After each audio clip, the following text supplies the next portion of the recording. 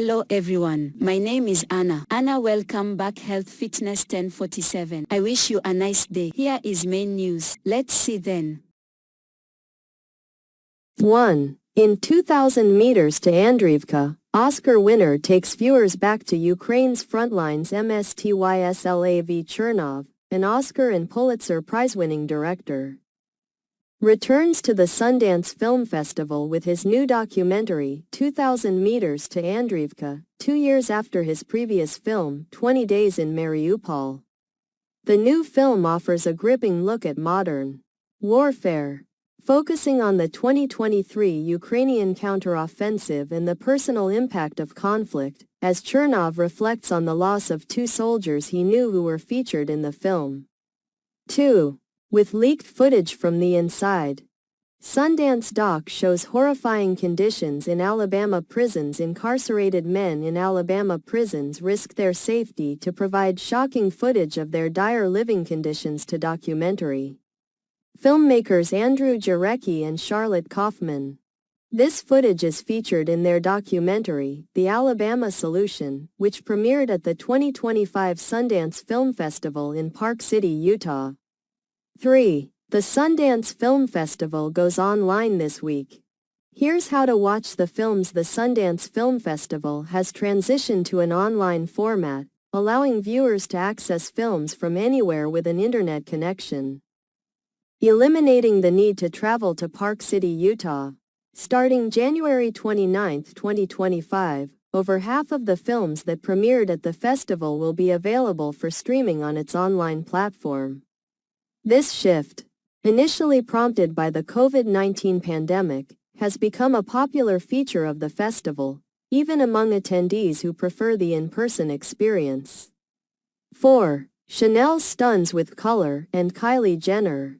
In Paris couture show, Chanel held a highly anticipated couture show at the Grand Palais on January 28, 2025, marking Mathieu Blazy's upcoming debut as creative director. The event attracted large crowds and numerous photographers, with Kylie Jenner among the stars in attendance.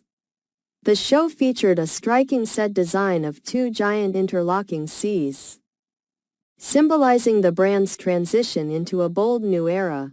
Critics had initially expected a lackluster presentation without a designer, but the event proved to be impressive. 5. Kiss of the Spider-Woman musical with Jennifer Lopez dazzles at Sundance. Jennifer Lopez premiered her new film, Kiss of the Spider-Woman, at the Sundance Film Festival in Park City, Utah, on January 26, 2025. The film, directed by Bill Condon, is a lavish musical that stands out from typical Sundance offerings. During the screening, audiences enthusiastically applauded Lopez's performance, particularly her song and dance numbers, as she portrays an old Hollywood screen siren in a movie within the movie. 6. A Sundance documentary called The Stringer disputes who took Apiece Napalm Girl photo in Vietnam. The documentary, The Stringer, which premiered at the Sundance Film Festival, raises questions about the authorship of the famous Napalm Girl photograph taken during the Vietnam War. This image, widely recognized and impactful, has long been attributed to Pulitzer Prize-winning photographer Nick Ut. However, a freelance Vietnamese photographer has recently claimed that he was the one who captured the iconic photo. 7. Mel Gibson's Flight Risk is #1 at box office. The Brutalist expands. Mel Gibson's film, Flight Risk, opened at #1 at the box office, earning $12 million despite receiving harsh criticism from both critics and audiences. The Lionsgate thriller features Mark Wahlberg as a pilot, alongside Michelle Dockery and Topher Grace, and marks Gibson's return to directing after Hacksaw Ridge. The film's reviews were notably poor, with a score of just 21% fresh.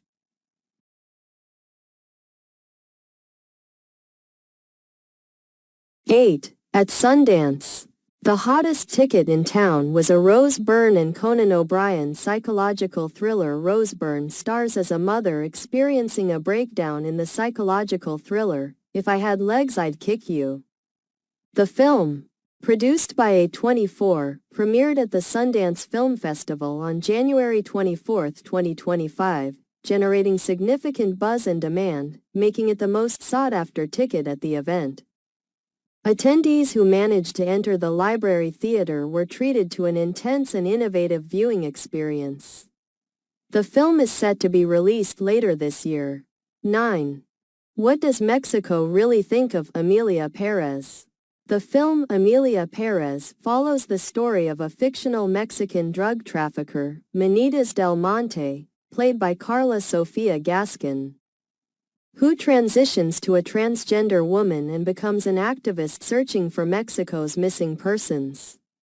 Despite her new love for Epifania, Adriana Paz, Benítez struggles with jealousy towards her ex-wife Jessie, Selena Gomez.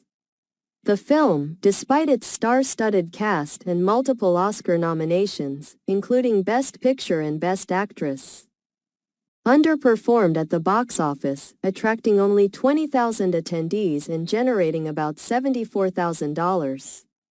Critics have raised concerns about its portrayal of Mexico, suggesting it glamorizes the country's violence. 10. Oscars host Conan O'Brien, still displaced by wildfires, says the show is being planned sensitively. Conan O'Brien, the host of the Oscars, revealed that he is still displaced from his home due to the severe wildfires in Los Angeles. He emphasized that the show's organizers are being considerate of the impact the wildfires have had on local residents. O'Brien noted that many people he knows have been affected by the disaster. 11. For documentaries at Sundance, Oscar nominations and wins often follow. The Sundance Film Festival in Park City, Utah, opened with the participation of 3 Oscar-winning documentary filmmakers. Mstyslav Chernov, who won an Oscar last year for 20 Days in Mariupol, premiered his new film, 2,000 Meters to Andriivka, which depicts a challenging journey to the front lines of a 2023 counteroffensive in Ukraine. 12. What to Stream? The Weeknd album, Reese Witherspoon and Will Ferrell, SNL, Music and Baby Girl. This week's new streaming releases include the wedding comedy, You're Cordially Invited, starring Reese Witherspoon and Will Ferrell, as well as The Weeknd's album, Hurry Up Tomorrow. Additional highlights include Robert Zemeckis' film, Here, featuring Tom Hanks, and a new TV series starring Sterling K. Brown as a Secret Service agent, as noted by the Associated Press. 13. The Brutalist doesn't work without Guy Pearce. Guy Pearce has consistently excelled in his acting career, particularly in roles that showcase characters with a polished exterior but hidden darker motivations. This talent is evident in his performances in L.A. Confidential, Mildred Pierce, and most recently, The Brutalist, where he portrays a mid-Atlantic tycoon. 14. Marlee Matlin, a trailblazer for deaf actors, opens up in a new documentary. Marlee Matlin shares her candid experiences as a deaf actor in the documentary, Marlee Matlin, Not Alone Anymore, which premiered at the 41st Sundance Film Festival. The film, described as both funny and revealing, received a warm reception from the audience, who responded with a standing ovation after the screening. 15. Elton John, Diane Warren and more react to 2025 Oscar music nominations. The 2025 Oscar nominations have been announced, showcasing a diverse array of talent in the music categories. Diane Warren receives her 16th nomination for The Journey from The 688, while Elton John is nominated for Never Too Late from his life documentary. The film Emilia Pérez stands out with 2 nominations in the original song category and 1 for Best Score, attributed to composer duo Clement Ducal and Camille. Additionally, Abraham Alexander and Adrian Cassid of Black Pumas received their first Oscar nominations. 16. Mikey Madison, Zoe Saldana, Jeremy Strong and others react to Oscar nominations. Mikey Madison, star of Honora, celebrated the Oscar nominations from her hotel room, sharing the moment with her mother via FaceTime. The nominations were announced amid the backdrop of devastating wildfires in Los Angeles. Leading the nominations was the Netflix film Emilia Pérez, followed by the Broadway adaptation Wicked, and the post-war film The Brutalist. The 97th Academy Awards, hosted by Conan O'Brien, will take place on March 2 at the Dolby Theater in Los Angeles. 17. Saturday Night Live has a rich, half-century musical history.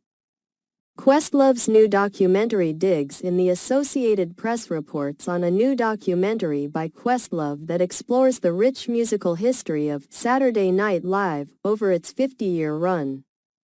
The documentary features a unique cold open that creatively combines performances from a diverse range of artists, showcasing Questlove's skills as a DJ in blending different musical styles. 18.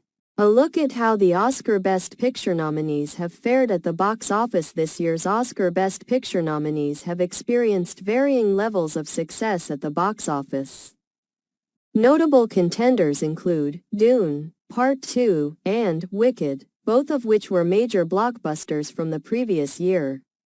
In contrast, The Brutalist, which received 10 nominations, has had a limited theatrical release but is set to expand to more theaters soon. The Academy Awards will take place on March 2. 19. Oscar nominations, snubs and surprises.